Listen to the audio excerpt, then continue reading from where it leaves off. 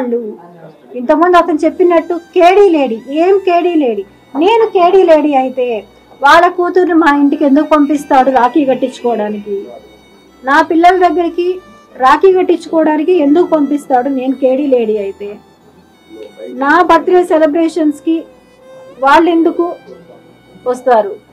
వాళ్ళ అమ్మాయి వచ్చి రాఖీ కట్టించుకున్నది, మా ఇంటికి వచ్చి రాఖీ కట్టించుకున్నది. మా చిన్నబ్బాయి బర్త్డేకి అతను వచ్చింది. ఇవన్నీ ఏవి క్రియేషన్స్ కాదండి, బాగా చెక్ చేసుకోండి ఒకసారి. నా బర్త్డేకి హోటల్ మినర్వాలో వాళ్ళ దగ్గరుండి చేపించింది. నేను కేడీ లేడీ అయినప్పుడు ఎందుకు చేయాలి?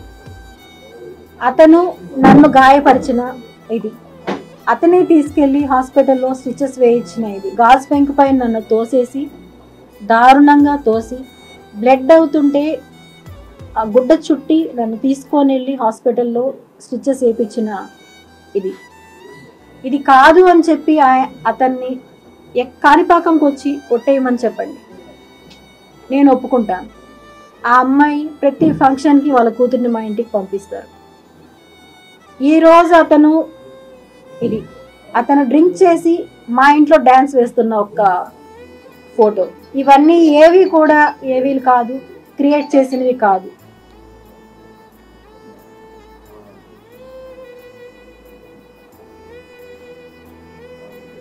ఇది అతని బర్త్డే రోజు మా ఇంట్లో నేను సెలబ్రేట్ చేసిన ఫోటో.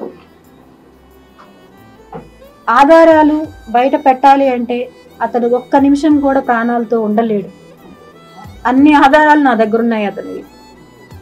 అతను చేసే దుర్మార్గాలు ఎలా అయితే మోసం చేశాడు అని నేను మీకు ఇప్పుడు కొన్ని మాత్రమే చూపెట్టాను. ఇవి అన్నీ కూడా నేను అతనికి ఇచ్చిన డబ్బులు ఎంతైతే ఉన్నాయో అవన్నీ కూడా అతనితో ఉన్న సన్నిహితులకి, వాళ్ళ పొలిటికల్లో ఉండే తిరుపతి నేతలకి చాలా మందికి తెలుసు. వాళ్ళు వచ్చి నేను వాళ్ళ పేర్లు చెప్పానంటే, వాళ్ళు వచ్చి నేను ఇవ్వలేదు అని కాణిపాకంలో వచ్చి ఒట్టేశారంటే నేను ఇది ఇక్కడితో వదిలేస్తాను.